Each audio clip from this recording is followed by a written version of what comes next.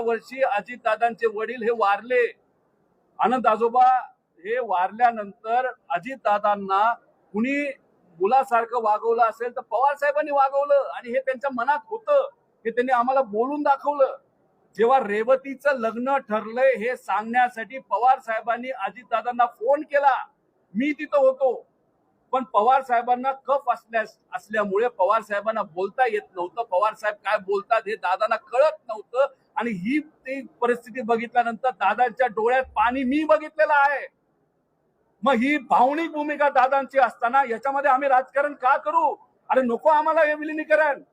मुंबई पाठोपाठ आता रोहित पवार यांनी थेट बारामतीतून आंदोलन केलं आहे. थेट पोलीस स्टेशनमध्ये हजारोंच्या कार्यकर्त्यांमध्ये रोहित पवार थेट पोलीस स्टेशनमध्ये पोहोचले. सूत्रांच्या माहितीनुसार आता फक्त नोंद घेतली जाईल, कार्यकर्त्यांची नोंद ही मान्य केली जाईल, परंतु विमान कंपनीवर आणि त्यांच्या मालकावर गुन्हा होणार नाही असं सांगितलं जात आहे. परंतु रोहित पवार यांनी असं सांगितलं आहे की अजित पवारांवर शरद पवारांचं किती प्रेम होतं हे मात्र जनतेला कळायला पाहिजे. परंतु आता या कहाणीमध्ये नवीन ट्विट आला आहे की भाजपचे काही लोक जाणून बुजून कारवाई होऊन देत नाहीत, याच्या पाठीमागे मोठं षडयंत्र रचलं गेलं आहे असा वैयक्तिक दावा रोहित पवार करत आहेत. मग इतकं प्रेम असताना आम्हाला विलिनीकरणाची काय गरज आहे? आमच्या दादाला हा न्याय मिळाला पाहिजे. सत्य काय आहे हे जनतेसमोर येऊ द्या असं रोहित पवार वारंवार सांगत आहेत.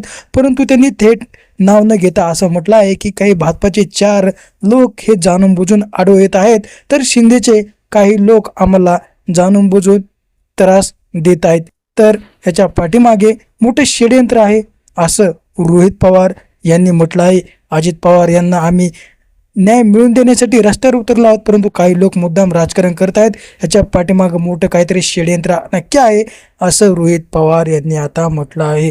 थेट हजारोंच्या कार्यकर्त्यांमध्ये आता बारामतीत मोठा जनसमुदाय हा थेट पोलीस स्टेशनमध्ये उसून आला आहे. तर होऊ शकतं सर्व महाराष्ट्रामध्ये ही ठिणगी पेटण्याचं नक्कीच वातावरण सध्या रोहित पवार यांनी केलं आहे. त्यांच्या माहितीनुसार आणि त्यांनी दिलेल्या माहितीनुसार सर्व माहिती ही खरं निघत आहे. आता विमान कंपनी ही बंद झालेली आहे. तर मंडळी तुमची यावरती काय प्रतिक्रिया कमेंट सेक्शनमध्ये नक्की जरूर व्यक्त व्हा आणि लोकसंग्रह यूट्यूब चॅनल सबस्क्राईब केलं नसेल तर सबस्क्राईब नक्की करा.